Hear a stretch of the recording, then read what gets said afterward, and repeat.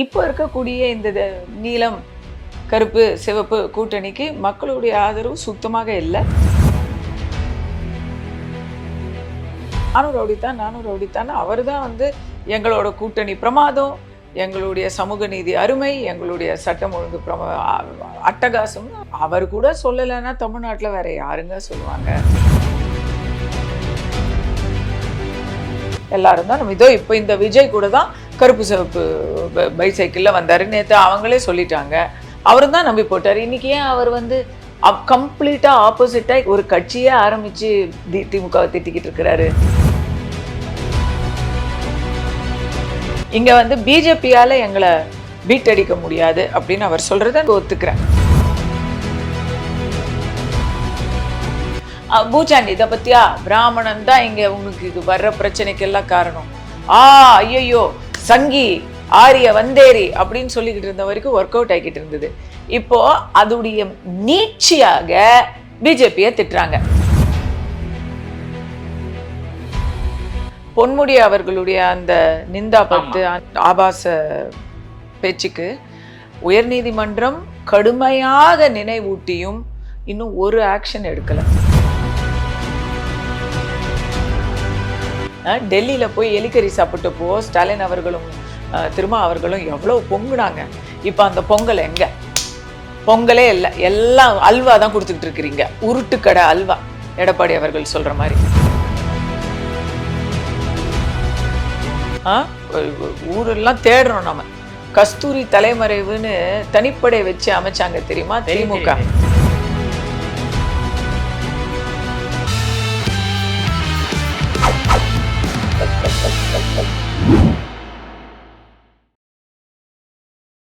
தென்னிந்திய திரைப்படத்துறையின் முன்னணி நடிகை, பாஜக நிர்வாகி நடிகை கஸ்தூரி அவர்கள் நம்மோடு இணைந்துள்ளார். அவரிடம் பல்வேறு கேள்விகளை கேட்கலாம். மேடம் வணக்கம். வணக்கம். எப்படி இருக்கீங்க மேடம்? நல்லா இருக்கேன். நல்லா இருக்கு. ஜெம் டிவி நேயர்கள் அனைவருக்கும் என்னுடைய வாழ்த்துக்கள்.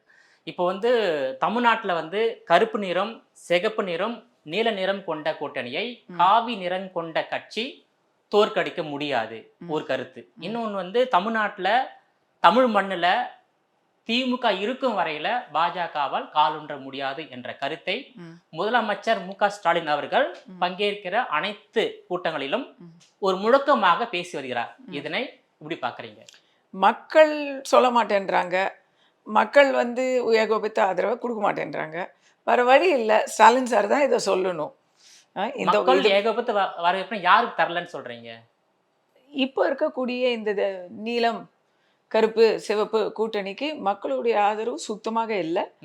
அதனால அவரே தான் சொல்லிக்கணும், நானும் ரவுடித்தான் அவர் தான் வந்து எங்களோட கூட்டணி பிரமாதம், எங்களுடைய சமூக நீதி அருமை, எங்களுடைய சட்டம் ஒழுங்கு அட்டகாசம்னு அவர் கூட சொல்லலைன்னா தமிழ்நாட்டில் வேற யாருங்க சொல்லுவாங்க? போனால் போது சொல்லிட்டு ஒரு ஆசையை தீர்த்துக்கிட்டோம். இல்லை, இப்போ மக்கள் ஆதரவு இல்லைன்னு சொல்லியிருக்கீங்க. ஆனால் மக்கள் ஆதரவு இல்லைன்னு சொல்கிறீங்க. ஆனால் 2019ஆம் ஆண்டு முதல் திமுக தானே ஜெயிச்சுட்டு வராங்க. எப்படி ஆதரவு இல்லைன்னு சொல்கிறீங்க? இல்லைங்க, அப்போல்லாம் வந்து நம்பி இப்போ நான் கூட திமுக எதிர்கட்சியில் இருக்கும் பொழுது, ஸ்டாலின் அவர்கள் எதிர்கட்சி தலைவராக இருக்கும் பொழுது அவர் பேசினதெல்லாம் ரொம்ப பொறுப்பாகவும் நியாயமாகவும் இருந்ததாக கருதினேன். அவங்களுடைய தேர்தல் வாக்குறுதிகளை நம்பினேன். எல்லாரும் அதை போலதான் நம்பினாங்க. ஏதோ மக்களே நம்பியிருக்காங்க. நம்பினவங்களை இப்போ நீங்க ஏமாத்திட்டீங்க. எம்பிக்களும் நீங்க தான் இருக்கிறீங்க. தமிழ்நாட்டில் இருக்கிற ஒரு எம்பி கூட வேற கட்சியை சேர்ந்தவங்க இல்லை, உங்களுடைய ஆட்கள் தான் இருக்கிறாங்க. ஆனா காவேரி பிரச்சனையே உங்களால தீர்க்கவே முடியல. இதான் ஆண்டைமானத்துல உங்க கூட்டணி கட்சி தான் ஆட்சியில இருக்கு, ஆனா உங்களால காவேரி பிரச்சனையை தீர்க்க முடியல. உங்க அதிர்ஷ்டம் இப்போ வந்து மழை அதிகமாக வந்து வெள்ளம்ன்ற பிரச்சனை வருது, தண்ணி பஞ்சம்ன்ற பிரச்சனை வரல. அதுதான் உங்களுடைய அதிர்ஷ்டம், தமிழக மக்களுடைய கெட்ட நேரம். ஏன்னா இப்போ வெள்ளத்தில் வந்து எல்லாரும் நீச்சல் கற்றுக்கிற கட்டாயத்துக்கு இதோ வந்துருச்சுங்க. இப்போ நவம்பர், அடுத்த மாதம் டிசம்பர் வரப்போகுது. ஆமாம், டிசம்பர் வந்தால் இங்கே வந்து வெள்ளம் வரும் அப்படிங்கிறதுக்கு வந்து தமிழன் பழகிட்டான். கடையெல்லாம் வச்சிருவாங்க பாருங்க, தீபாவளிக்கு பட்டாசு கடை மாதிரி டிசம்பர்ல இங்க போட்டு கடையெல்லாம் வச்சிருவாங்க. அப்படி ஆயிடுச்சு நிலைமை. அப்படி ஏமாந்துதான் போட்டாங்க. தூய்மை பணியாளர்கள்லாம் ஓப்பனாவே சொன்னாங்க, நாங்க வந்து வந்த உடனே உங்களுக்கெல்லாம் வந்து ஏற்கனவே கான்ட்ராக்ட்ல இருக்கிறவங்களுக்கும் சேர்த்து நிரந்தர நியமனம் செய்வதை பரிசீலனை செய்வோம். அப்புறம் ஆக விலையை ஏற்றுவோம், சம்பளத்தை ஏற்றுவோம். படித்தவங்களுக்கு அந்த படிப்பு தகுதிக்கு ஏற்ற மாதிரி கவர்மெண்ட்ல வேற வேலை வாங்கி தருவோம்னு இத்தனை ப்ராமிசஸோட வந்தவங்க, அதில் குறைந்தபட்சம் ஒன்று சரி பாதி கவர்மெண்ட் வேலை வாங்கி தருவோம்னு ப்ராமிஸ் பண்ணாங்கல்ல, வேலை வாங்கி தந்தாங்க எங்கேனாச்சும். தமிழ்நாட்டு கவர்மெண்ட் கூட வேணாம், எங்கேயாச்சும் எதுவுமே பண்ணலையே. செவிலியர்கள் போன கவர்மெண்ட்ல அம்மாவுடைய மறைவுக்கு பிறகு ஃபஸ்ட்டு ஓபிஎஸ் இபிஎஸ் இருவரும் சேர்ந்து நல்லா பண்ணிட்டு இருந்தாங்க. அதுக்கப்புறம் அது ஒரே கட்சிக்குள்ள பிளவு பிரிவு அப்படின்னு ஆனதுல தான் அவங்க தோத்தாங்க. இல்லைன்னா எப்பவும் போல அவங்களுக்கான ஒரு கேப்டிவ் 30% வாக்கு வங்கி எங்கேயும் போகிறது இல்லை போல. இப்போ இபிஎஸும் ஓபிஎஸும் நல்லாட்சி கொடுத்தா தான் சொல்லுவாரீங்க. ஆமா, அவங்க 2021 அவங்க பிளந்துட்டாங்களே, பிரிஞ்சுட்டாங்க. 2021 பிரியல, தோல்விக்கு பிறகுதான் இபிஎஸ் ஓபிஎஸ் பிரிஞ்சாங்க. இல்லங்க, அவங்க கட்சிக்குள்ள பிரச்சனைங்கிறது நமக்கு பிரியல. ரெண்டு பேரும் ஏதோ பூனைக்கும் இல்லங்க, பூனைக்கும் கிளிக்கும் கல்யாணம் மாதிரி இவங்க ரெண்டு பேரும் ஒரு சமரசத்துல போய்கிட்டு இருந்தாங்க. பட் அது ஒரு வலிமை மிக்க அதிமுகவா இல்ல. இந்த பக்கம் அந்த பக்கம் ஒரே பேச்சுவார்த்தையா போச்சு. 2021 தினகரன், கமலஹாசன் போன்றவர்கள் 6%, 3%, பாமக ஒரு 2%ன்னு பிரிச்சு எடுத்துக்கிச்சு. ஆனா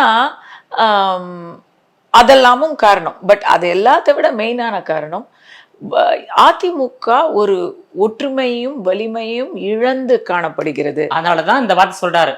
அப்போ ஏடிஎம்கேங்கிறது ஒரு அம்மாவுடைய ஏடிஎம்கேவா இல்லை, அடுத்த கட்டத்துக்கு வந்துருச்சு.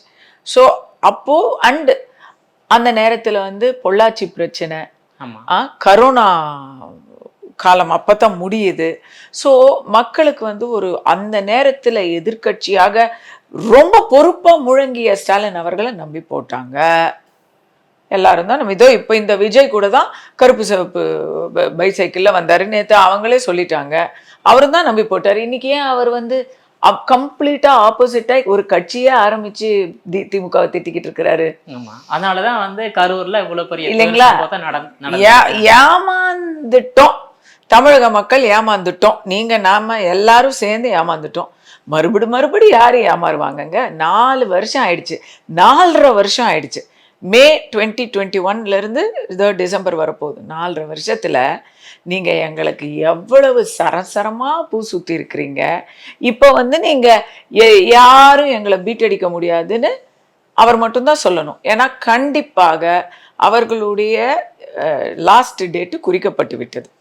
இங்க பிஜேபியால எங்களை பீட் அடிக்க முடியாது அப்படின்னு அவர் சொல்றத நான் ஓரளவுக்கு ஒத்துக்கிறேன். பாஜக என்பது தமிழகத்தில் வளர்ந்து வரும் ஒரு சித்தாந்தம், வளர்ந்து வரும் ஒரு கட்சி, வளர்ந்து வரும் மக்களின் ஆதரவை சிறுக சிறுக ஒரு பெருவெள்ளமாக பெற்றுக்கொண்டு வரும் ஒரு இயக்கம். கூட்டணி பாஜக அதிமுகங்கிற கூட்டணி தான் இன்னைக்கு இருக்குது. அந்த கூட்டணி மிக வலிமையான ஒரு சக்தியாக இருக்குது அப்படிங்கிறது தான் உண்மை. அதான் உண்மை. அது அது அது தெரிஞ்சுதான் அவர் அங்க கலர் கலரா பேச ஆரம்பிச்சிட்டாரு. நீலம் கருப்பு சிவப்புன்னு பேச ஆரம்பிச்சிட்டாரு. ஆனா எதிர்கட்சி அதிமுக பெரிய லெவல்ல தாக்கி பேசல. முதல்ல அவர்கள் பாஜகவை தான் தாக்கி பேசுறாரு, எதிர்த்து பேசுறாரு. அதுக்கு காரணம் வலிமையான எதிரிய நம்ம தாக்கி பேசும்போது அவர் அந்த எதிரியுடைய வலிமை மக்களுக்கு மீண்டும் மீண்டும் போய் சேர்ந்துட்டே இருக்கும். பாஜக வலிமை குறைந்த எதிரி கிடையாது. தமிழ்நாட்டுல வலிமை இல்லை, தமிழ்நாட்டுல வளர்ந்து வரும். அதிமுக தான் தமிழ்நாட்டுல ஒரு பெரிய பெரிய சக்தி. இன்றும் அதுதான் எதிர்கட்சி. பாஜகவுக்கு இன்னைக்கு 4 எம்எல்ஏ இருக்கிறாங்க. பெரிய அளவுல 67 எம்எல்ஏவோட இருக்கிறது அதிமுக தான். ஸோ வலிமையான நம்மளுடைய, அதாவது நான் முதல் இடத்துல இருக்கிறேன். எனக்கு 2ஆம் இடத்துல ரேஸ்ல வந்துகிட்டு இருக்கிறவனை நான் சொல்ல மாட்டேன். பின்னாடி யாரோ ஒருத்தர், அது திமுகவுடைய பொதுவான தந்திரம்ங்க. அது அவங்களுடைய அரசியல் சித்தாந்தமே.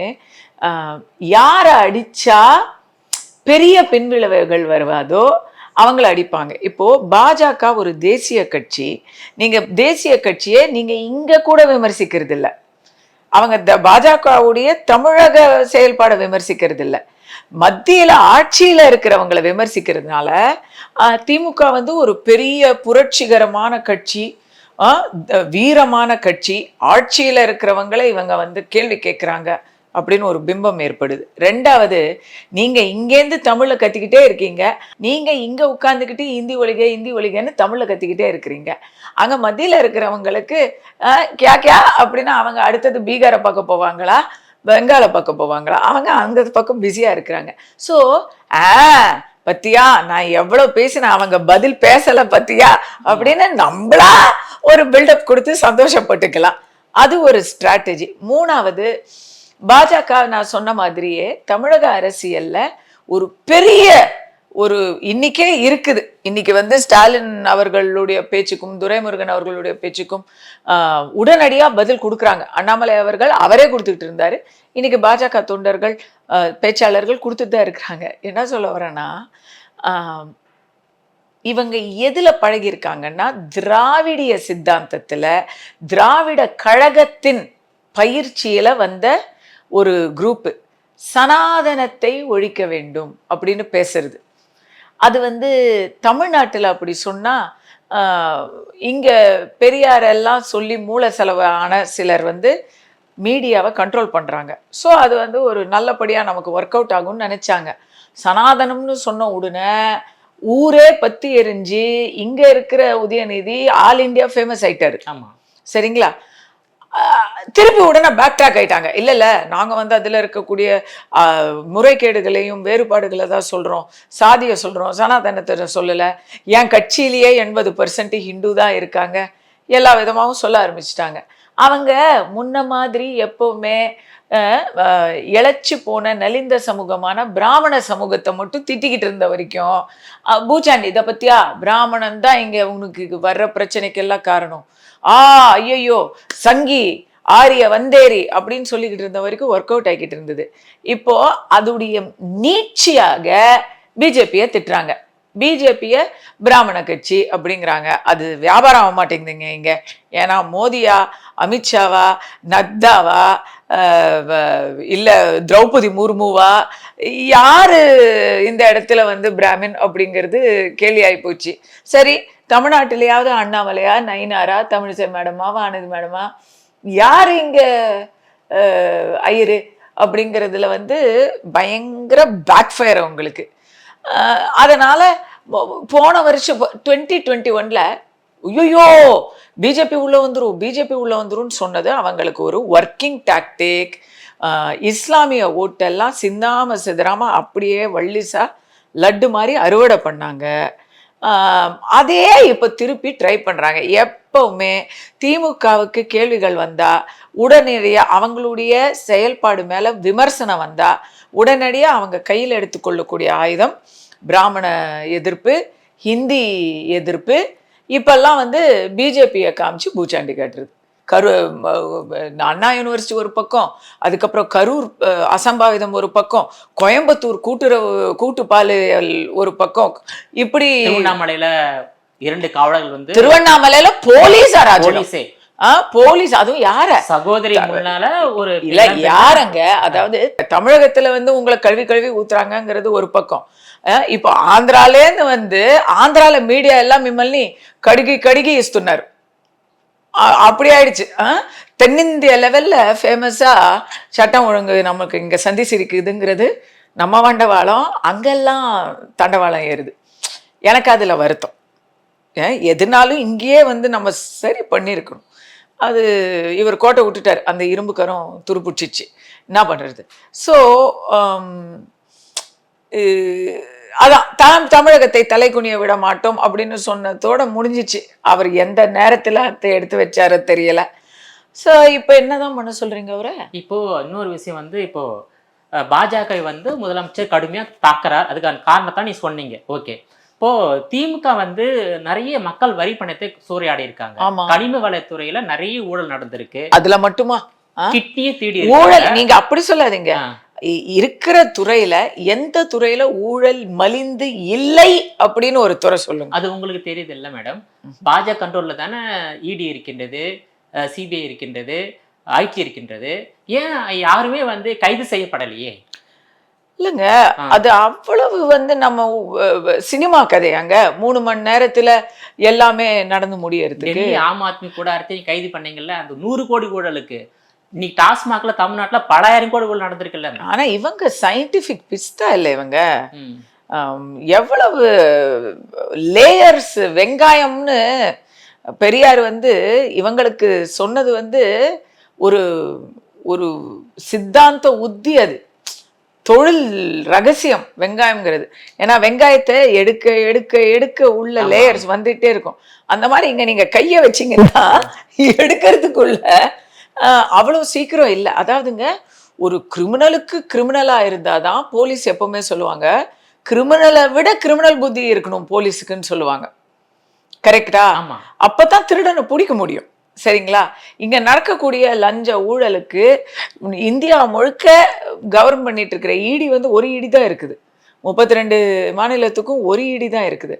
அவங்க எப்படி வந்து உட்கார்ந்து தமிழகத்திலேயே ஸ்டால் போட்டு உட்கார முடியுமா?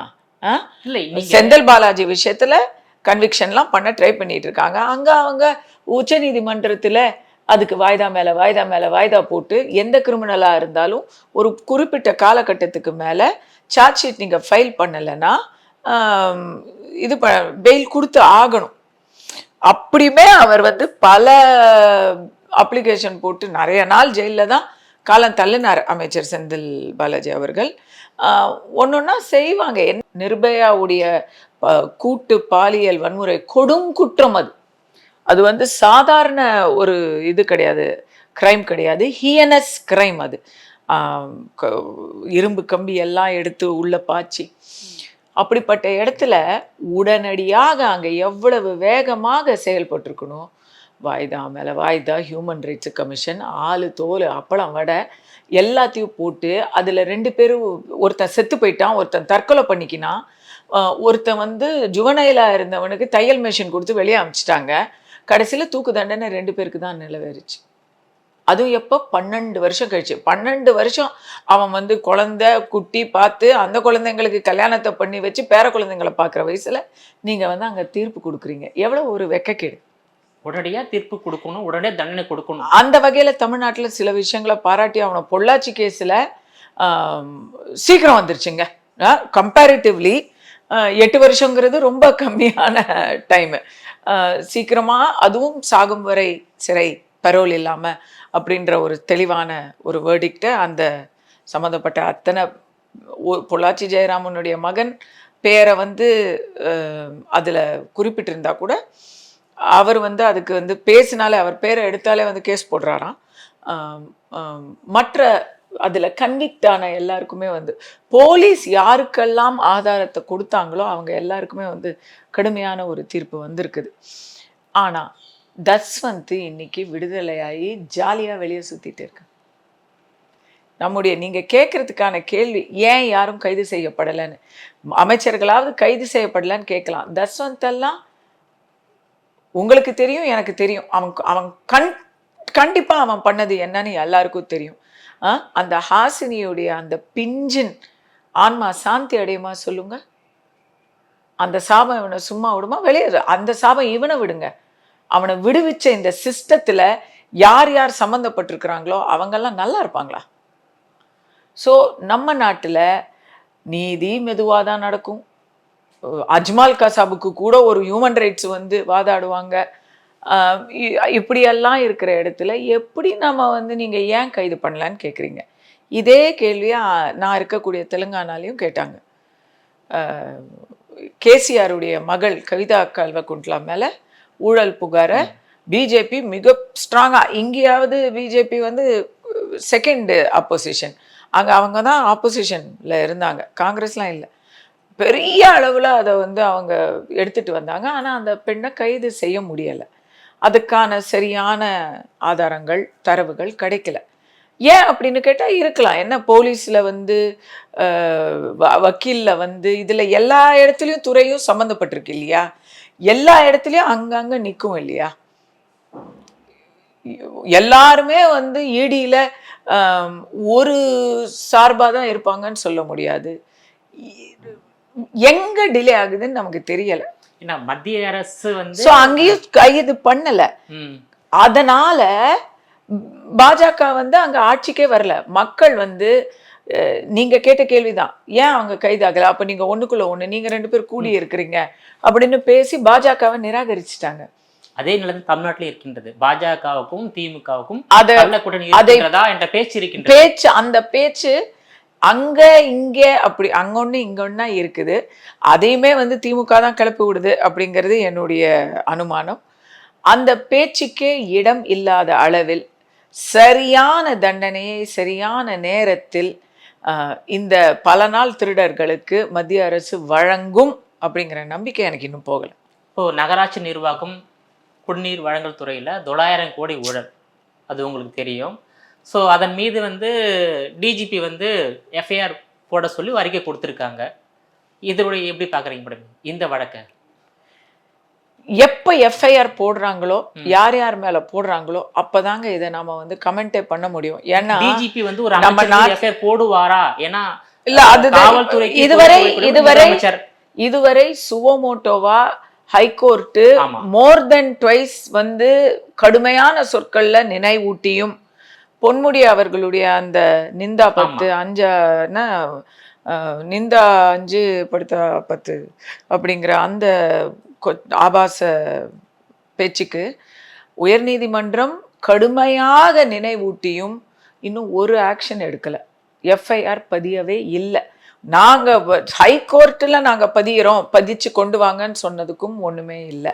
அதுக்கு பதிலாக ரெப்ரசன்டேஷன் தான், இல்லை இதை வந்து நாங்க மன்னிப்பு கோர்றோம் அப்படியெல்லாம் தான் வருதே தவிர ஆக்ஷன் எடுக்கல. சிட்டிங் மினிஸ்டர் மேல தமிழ்நாட்டில் யாரும் ஆக்ஷன் எடுக்க முடியும் அப்படின்னு நான் நினைக்கல. அதை மீறி தமிழக காவல்துறை ஒரு ஆக்ஷன் எடுத்தாச்சு அப்படின்னு சொன்னா அவங்களுக்கு வந்து ஒரு பெரிய சல்யூட் நான் வைப்பேன். அவங்க மேல மக்களுடைய மரியாதை பெருசா ஏறும். காவல்துறைக்கு அழுத்தங்கள் நிறைய இருக்குங்க. சுதந்திரமா இப்ப என்ன போலீஸ்ல இருக்கிற எல்லாரும் திமுக அனுதாபியா என்ன? அப்படிலாம் கிடையாது. ஆனா நாளைக்கு இதே ஆட்சி திரும்ப வந்து அவங்கள முட்டி தட்டிட்டாங்கன்னா என்ன பண்றது? தள்ளிடா காட்டுக்கு போயிட்டா என்ன பண்றது? மர்மமான முறையில அவங்க காணாம போயிட்டா என்ன பண்றதுன்னு எல்லாருக்கும் பயம் இருக்கும். போலீஸ் இல்ல, உலகத்திலேயே எல்லாரும் இருக்கின்றதா? ஐயோ, மீண்டும் திமுக ஆட்சிக்கு வந்தா தமிழ்நாடெல்லாம் வந்து தரைமட்டமாயிரும். இது இப்பவே மண்ணுல கொள்ள, தண்ணியில கொள்ள, காத்துல கொள்ள, மிச்சம் என்ன இருக்கு? மனுஷங்களை தான் இன்னும் கொள்ள, அந்த மனுஷங்களை கொள்ள அடிச்சிட்டு இருக்கிறாங்க. கிட்னிய கூட முறைகேட வந்துருச்சு. அப்போ என்ன மிச்சம் இருக்கும்? அதை நினைக்கவே வந்து கதி கலங்குது. நீங்க ஆட்சி மாற்றத்தை ஏற்படுத்தக்கூடிய மனநிலை இருப்பதாக நீங்க உணர்றீங்களா? ஐயா, நான் இப்படி சொல்றேன். 4 வருஷம் முன்னாடி திமுகவுக்கு ஓட்டு போட்டதுல ஜாக்டோ ஜியோ, சாம்சங் உட்பட்ட பல தொழிலாளர் நல சங்கங்கள், செவிலியர்கள், ஆசிரியர்கள், தூய்மை பணியாளர்கள், போக்குவரத்து டிரான்ஸ்போர்ட்டு, பல அரசு ஊழியர் சங்கங்கள், இவங்கள்லாம் இன்னைக்கு வெளியே வந்து அறிக்கை கொடுத்துக்கிட்டு இருக்கிறாங்க. கடற்கரையில் உட்காந்து போராடிக்கிட்டு இருக்கிறாங்க. வள்ளுவர் கோட்டத்தில் தினந்தோறும் யார் போராடிக்கிட்டு இருக்கிறாங்க? இப்போ நான் சொன்ன அத்தனை பேரும் திமுகவுக்கு ஓட்டு போட்ட வாக்கு வங்கிகள். இவங்க எல்லாரும் இன்னைக்கு என்ன பண்ணிட்டு இருக்கிறாங்க? விவசாயிகள். கரெக்ட். இருக்கிறதுலே பெரிய குரூப் விவசாயிகள்லாம் ஒட்டு மொத்தமா 8 வழி சாலை வராது, பரந்தூர் விமான நிலையத்தை பரிசீலிப்போம் அப்படின்னு எல்லாம் பேசிட்டு இன்னைக்கு வந்து அவங்களுடைய நிலைமை என்ன? அவங்களும் தெருவில் இறங்கி போராடிக்கிட்டு இருக்கிறாங்க. டெல்லியில் போய் எலிக்கறி சாப்பிட்டப்போ ஸ்டாலின் அவர்களும் திருமா அவர்களும் எவ்வளோ பொங்குனாங்க. இப்போ அந்த பொங்கல் எங்க? பொங்கலே இல்லை, எல்லாம் அல்வா தான் கொடுத்துக்கிட்டு இருக்கிறீங்க. உருட்டுக்கடை அல்வா, எடப்பாடி அவர்கள் சொல்ற மாதிரி. மக்களும் அப்படிதான் இருக்கிறாங்க. பெண்களுக்கு உரிமை தொகை அப்படின்னு ஆசைப்பட்டவங்க, பஸ்ஸில் இலவச பயணம்னு ஆசைப்பட்டவங்க, அதெல்லாம் உண்மையானதும் சந்தோஷப்பட்டவங்க, இன்னைக்கு அந்த தொகை அப்படியே கைக்கு வராங்காட்டியுமே, கைக்கு இல்லை ஃபோனுக்கு வருது, வந்த உடனே அது நேரடியாக அவங்க வீட்டிலேருந்து டாஸ்மாக்கு தான் போகுது. சமூகத்துல இருக்கக்கூடிய அவலங்களையும் அநீதிகளையும் சரி பண்ணாம காசை மட்டும் விட்டெறிஞ்சதுல ஃபர்ஸ்ட் ஒரு இது இருந்தது, ஒரு பாசிட்டிவான ரெஸ்பான்ஸ் இருந்தது ஃபர்ஸ்ட் அதுக்கு. இப்போ மக்கள் விழிச்சுக்கிட்டாங்க. ஸோ இப்போ ஏமாற்றம் மட்டும்தான் இருக்கு. ஆஹா, நீ கார் பந்தயம் நடத்துற, ஆனா எனக்கு ரோடு போட உனக்கு முடியலையா அப்படின்னு. தண்ணி குடிக்கிற தண்ணி, எலக்ட்ரிசிட்டி, அந்த ஊழலை மறந்துடக்கூடாது. எல்லா இடத்துலையும் நீங்க ஊழல் பண்ணி வச்சிருக்கிறீங்க. என்னதான் பண்ணுவாங்க? சரி மேடம், கரூர் துயர சம்பவத்தை பிறகு விஜயுடைய அரசியல் எதிர்காலம் எப்படி இருக்கும்? குறிப்பா 2026ல அவருடைய அரசியல் நிலைப்பாடு எப்படி இல்லை, 2026ல் விஜய் அவர்களுக்கு வந்து இந்த ஸ்டார்டிங் ட்ரபிள். அவர் வந்து அரசியலுக்கு புதுசு. அவரை சுற்றி இருக்கக்கூடிய ஆலோசகர்களும் அரசியல் அனுபவத்தை குறைவாக பெற்றவர்களாக இருக்கிறாங்க. கொஞ்சம் இளைஞர்களாக இருக்கிறாங்க. மூத்த தலைவர்களோ நல்ல அனுபவசாலி ஆலோசகர்களோ அவருக்கு இல்லை. அது வந்து இன்னைக்கு களத்தில் தெரியுது. ஒரு பிரச்சனை வந்த உடனேயே எல்லாரும் சப்ஜாடாக காண போயிட்டாங்க. ஊரெல்லாம் தேடுறோம் நம்ம. கஸ்தூரி தலைமறைவுன்னு தனிப்படை வச்சு அமைச்சாங்க தெரியுமா திமுக? அதுவே போய், ஏன்னா எங்க தலைமறைவு, நான் டெய்லி ஷூட்டிங் போய்கிட்டு இருந்தேன் ஹைதராபாத்தில். ஷூட்டிங் ஸ்பாட்டில் தான் இவங்க வந்தாங்க. அதெல்லாம் அது விடுங்க. எதுக்கு சொல்ல வரேன்னா, இங்கே வீட்டுக்குள்ளே இருந்துக்கிட்டே 40 நாள் வந்து ஒருத்தர் பேச மறுக்கிறாரு. குடும்பத்தில் உண்மையாகவே நம்ம ஒருத்தரை இழந்துட்டா கூட 16ஆம் நாளுக்கு அப்புறம் நமக்கு வந்து இயல்பு நிலை திருமணங்கிறது வந்து நம்முடைய பாரம்பரியத்துல முன்னோர் வகுத்து வைத்திருக்கிறார்கள். ஆனா இங்க இவர் 40 நாள் ஒருத்தரை காணும். அது வந்து நான் பெருசா விமர்சிக்க விரும்பல. விஜய் அவர்கள் ஒரு நல்ல நோக்கத்தோட வர்றாருங்கிறத நானும் நம்புறேன். அதனால அவருடைய அனுபவமின்மை மற்றும் தயார் நிலையில் இல்லாதமை, அவர் இன்னைக்குமே ஒரு திமுகவை எதிர்க்கிறதுக்கோ பெரிய பிரச்சனை வந்தா அதை சந்திக்கிறதுக்கோ அவர் கட்சியில அவரும் இல்லை, அவரை சார்ந்தவர்களும் தயார் நிலையில் இல்லை. இதான் உண்மை. இது கசப்பா இருந்தாலும் இதான் உண்மை. அதனால தான் நான் மறுபடி சொல்றேன், உங்க நல்ல நோக்கம் ஈடறணும்னு சொன்னா நீங்க கூட்டணியில சேருங்க. ஏன்னா கூட்டணியில இருக்கிறது பெரிய பெரிய ஜாம்பவான் கட்சிகள். அங்க இருக்கிறவங்கெல்லாம் பழம் தின்னு கொட்டை போட்டவங்க. பூத்துலேருந்து மேலே பதவியேற்பு வரைக்கும் அவங்களுக்கு வந்து எல்லாமே அத்துப்படி. நீங்க வந்து அதுல கத்துக்கோங்க. அதிமுக பாஜக கூட்டணி அழைப்பு விடுக்கிறீங்களா நீங்க? கண்டிப்பா கத்துக்கோங்க. நீங்க எப்படி இதை சமாளிக்கணும். ஏன்னா திமுக மாதிரி ஒரு அதிபயங்கரமான எதிரியை நீங்க சந்திச்சதில்லை. அவங்க எப்படியெல்லாம் உங்களை அவங்க வந்து மேனிப்புலேட் பண்ணுவாங்க அப்படிங்கிறத நீங்க இப்பதான் ட்ரெய்லர் தான் நீங்க பார்த்துருக்கீங்க. இன்னும் போக போக போக நீங்க நினைக்கிறீங்களா நாளைக்கு அவர் வந்து ஜெயிச்சு சிஎம் ஆயிட்டா உடனே திமுகவுடைய அராஜகமெல்லாம் அப்படியே பெட்டிப்பாமா நடங்கிடும் நினைக்கிறீங்களா? நோ. ஆட்சிக்கு இவர் வந்தா அப்ப இன்னும் அதிகமா அவங்க இன்னும் எதிர்கட்சியில இருந்தா அவங்க வைக்கிற கூடிய பிரச்சனைகள், முன்னுக்கு கொண்டு வர பிரச்சனைகளை இவர் எப்படி சந்திப்பாரு? ஸோ பவன் கல்யாண உதாரணமா எடுத்துக்கிட்டு ஃபர்ஸ்ட் ஆட்சியை மாத்துங்க. நீங்க ஓட்டை வந்து பிரிக்கிறத விட ஓட்டை இணைச்சா தமிழகத்துக்கு நல்லது, அவருக்கும் நல்லது, அவரை நம்பி இருக்கிறவங்களுக்கும் நல்லது. உங்களுடைய விரிவான தகவலுக்கு ரொம்ப நன்றி மேடம். நன்றி.